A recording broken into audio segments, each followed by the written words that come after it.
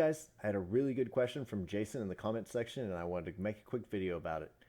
His question was, have you had any tactics that help defenders in scenarios like ambush and trap, and other scenarios where defenders are concentrated in the middle? Let's see what we can do about that, Jason. Alright, Necromaniacs, here we are, Zone Mortalis battlefield, the trap. How are we going to answer Jason's question when you're stuck inside this small cage match of a battlefield? First of all, most of the time you're going to be the defender and you are not going to be the close combat army. Well, the attacker is going to choose this, is going to be that close combat army. So let's see how it's set up. Let's see what we can do to try and minimize damage whenever you're the unlucky defender who got chosen by that close combat gang to be in this cage match. All right, Zone Mortalis, the trap. Let's do the setup. So you need to make sure your arbitrator, if you're the defender, you need to make your point as to why you need to make the battlefield. A lot of guys will have the battlefields pre-set up, but they're just doing it in their garage. They have everything set up when you show up. Try to push to be able to set that battlefield up, because if not, you're probably going to be at a severe disadvantage. This is probably one of the only things you can control, so make sure that you can control it and use it to your advantage, because it's some of the only advantage you're going to get in this fight. So first step, try and use this L section out in the middle. You have to place middle first. Now the attacker's going to go. He's probably going to pick pretty sparse ones, just like we talked in the first video. He wants to set up large lanes of fire. He wants to create an area where he can get to you as fast as possible, probably on a dead sprint. So next they're going to set up, let's probably say there. And he's going to keep that nice long open field of fire so he can set up guys back here, because you have to set up in the center of this board. So he wants to be able to spot you from there, but you've cut off a large section of the board and you can spread out from there and maybe at least set yourself up to get out of the way as fast as possible. So your next placement, again, you want to use these tiles as much as possible to create small divisions. Let's put this on this side. Here, you have to make a kind of a cross-section pattern.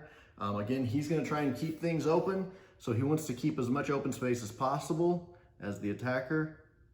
Now, if he's not doing that, I would say it works to your advantage. Final placement, this is already a pretty good placement right here, because it's creating this S curve you got to get through. You're going to be hauling butt as fast as you can to set up, and I'll show you why. You can't escape the board in this one like you can in ambush, but you can set yourself up for success by getting out of the ambush zone.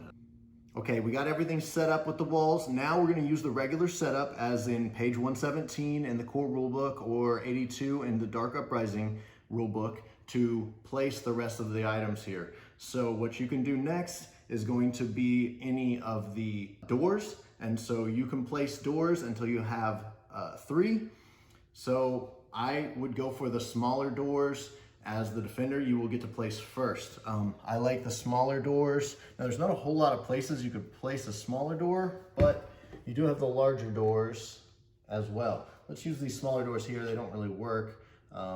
So first placement's going to be a smaller door in this area. You're going to try and cut these areas off. He as well is going to try and keep this open as much as possible. So he's probably going to place towards the outside as well. So his next placement, he has to place one. He's probably going to go for a small door as well.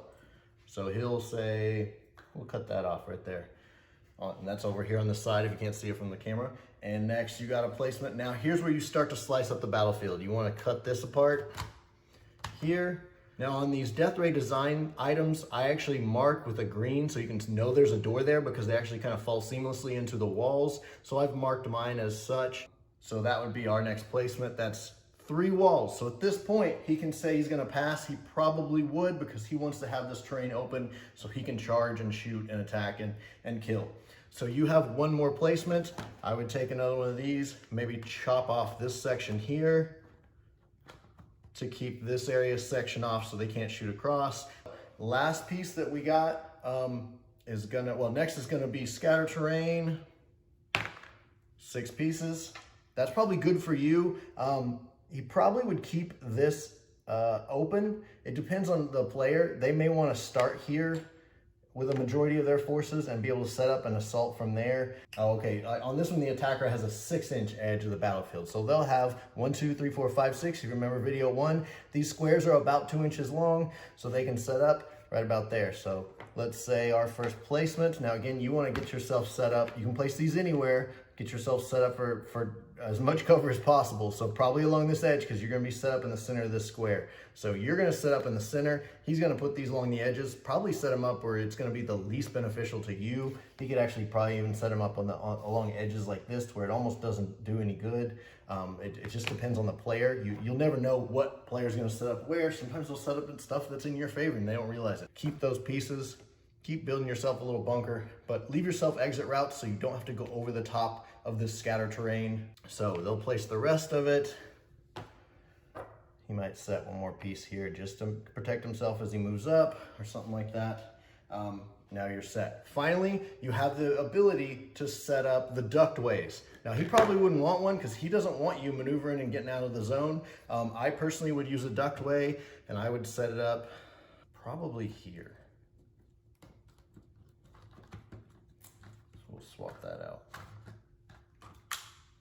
So this has a ductway. I marked the ductways with gray so you can see where the ductways are. Now, of course, it takes a full move to shimmy through there, but it'll get you out of the area and could save your bacon. If you can just squeeze a few guys through there as the enemy are coming, that will help. So now we're set up. Let's see about placement. Okay, guys, let's do setup. So we have 3 different groups set up. We have group 1, group 2, and group 3. Now, they are going to set up like this, and I'll show you why I've set up like this. This is our central character, and then the other 2 have to be within 2 inches of the center person. And so if group 1 is set, I've set them up next to these walls on purpose, and I'll show you why. Okay, next, the enemy places. I already have them placing. These guys are going to be their assault group. They're probably going to move on to this kill zone and try and assault here, while these guys suppress, try and pin, try and hold you down, get you from running away, while these guys do the dirty work. They've also set up guys in these other zones here and here to keep you from placing these guys out of danger, because you have to be 2 inches away from the enemy. But if you roll a 6, we'll say group 1, nope, it's a 5, group 2, nope, can't roll a 6.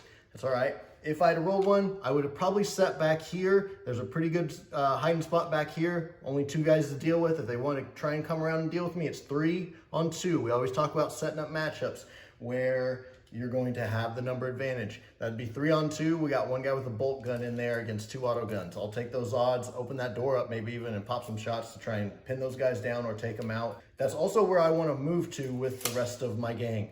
I want to stay away from these guys, so the furthest away from here is back here. So I'm going to assault that direction. As they're assaulting into the kill zone, I'm trying to get out of it. So I'm going to assault through, try and get across this and around. I would try and come this way, but that's just get me closer to these close combat guys. It's not a great idea. Otherwise we could get back here. So groups 2 and 3. Now the reason I set them up against these walls, you have to place within 2 inches of the first group, not the first person anymore, the first group. So look at that. I can get a person placed within 2 inches right here on this side of the wall. So I'm away from this group. So I'm giving myself options by placing everyone there. So I've got 4 guys all within 2 inches, all the way across of this guy right here that's part of the first group, which is a legal placement. Next, placement here, 2 inches. Guess what? We're going back here. Got to be within 2 inches of those guys, so they're right behind this wall here. Now, we have a ductwork here. We can go over here. I probably wouldn't do that. I'd actually, everyone continue to go this way. These guys are gonna, these 2 groups, gonna come around through this door into here, trying to work for the back zone. These guys are just gonna hightail it as fast as possible and hope we can stay away from these murder monsters over here. Okay, some more rules for the trap. He's gonna get to go first, but on the second part of surprise attack is that everyone has to make a cool check as you activate them. If they do not pass it, then they can only make 1 action this round instead of 2. So it's a way to hopefully slow down some of these guys. Unfortunately, the Gene Stealers are pretty cool. Most of these guys, the majority of them for both sides would get to go, but it's a way to slow down that first round and maybe keep you from getting just charged in the face the first round. Because something like these whip guys, he's gonna have 5 inches plus D3, plus 3 more inches for the dual whips. That's gonna be tough to get away from. Okay, so the enemy are gonna try and assault. So even at 6 inches, he's gonna have 5 plus D3, and then 3 inches more for the whips. Let's see if they can make that. So if they roll that full D3 and get 8 inches, they can move up to there. Unfortunately, he's easily got 3 inches on me, probably 2.5 inches almost. So they can assault first turn with a decent roll if they're right up on you, heading towards the center of the board, no obstructions. So an assault army can be a pretty devastating if they're going to get into you. Now, he's got to roll decently to do that, but it's not going to be impossible. Okay, starting out, most likely he would probably do a group activation with this group, get as many guys, try and assault with these whips, try and get some shots off with his 2 pistol champions here. So you can expect that. If you can survive that, these guys, if they can survive, they are going to head out. So I would say 8 inches going over the top of that, so 7 inches, he can get there. We're going to head this way. These boys, you're going to move someone up, open this door. These guys are going to come out and attack. I personally would always attack this direction because that's where you're trying to move. Ignore these guys. They're going to try and pin you. They're going to do what they can, but kill the people that are in the area you want to go to. So we're going to move these through, attacking here as many as we can, and again, trying to avoid this. These guys may see back here that you're not moving their direction. They may start moving up. They might use the ductway. They may come through the door. It just depends on how the player wants to get through it. But what you're trying to do is get your players as far away from the enemy as pick one piece of the cross and get everyone over there. Try to eliminate these characters. That's the best you can do. This is going to be a brutal setup, especially against something like corpse grinders or something like that. This is going to be a really tough match. It's going to, at least it's equal in men, unlike the ambush. Hopefully that helps. Now, I know not everyone is going to have these, but things like these dark corridors would be great for you as the defender to set up. Using these so you can run away, I would set this up so the edge of the board is back here. Set yourself up in the dark. For my group, you cannot fight in the dark. It's like being in smoke. You can run into it. You can chuck grenades into it. That's probably the best you could get in trying to hurt someone inside of it. If you don't have goggles, you're going to be safe. You're going to be safe from melee. You can move into, you can charge into it, and you might even get to base to base, but it says there's no attacks, which we define as no ranged attacks, no melee attacks, no attacks. Dark areas, you'd be safe. So if you have that, I would consider using it. This might be something that might save your bacon if you can get one of these tiles on the board. Here we are, guys, setting up for the ambush. You need to have line of sight, otherwise they can set up closer within 6 inches if you can't see them, so you need to make sure you have line of sight. Now, unfortunately, this one does not allow you, as I have set up already with my regular oil derricks. This is how I would usually set it up because I like tall stuff in the center, working its way down towards the edges. It's kind of hive-like. Now, we actually use these for a similar scenario where I had my enforcers were run by a friend of mine, and they guarded these 2 old derricks, and they had to get to these consoles for the K-Door who were attacking and do a double action to turn both of these off or blow them up or whatever. That was the scenario. The enforcers spread out between the 2, and unfortunately that actually worked against them. So I think it would have been better if they would have all set up on one, set up high. I guess in this type of scenario, you'd want to get as high as possible. Get up there, get up to the top of these, set up your snipers, set up your bolters, and just rain fire down. And also leave this one open. The one on the left over here, this is the bait. This is where it looks like easy pickings. They can get up to the top of that thing and turn it off really easy. But the whole time they're taking sniper shots, bolter shots, and having to work their way up. The ladders around these kind of spiral around, so there's gonna be points where they have to be exposed. That's how we would play it. Unfortunately, that is not allowed, so let's remove them. Okay, so you get to set up the scatter terrain. As the defender, you get D6. Let's see what we got. We got 5. So, here's something I just want to talk about real quick, is I use these. I don't know if you can see on here, but this has a 1 on it, a 2 on it, and a 3 on it. What we do is we set these up in different places around the board.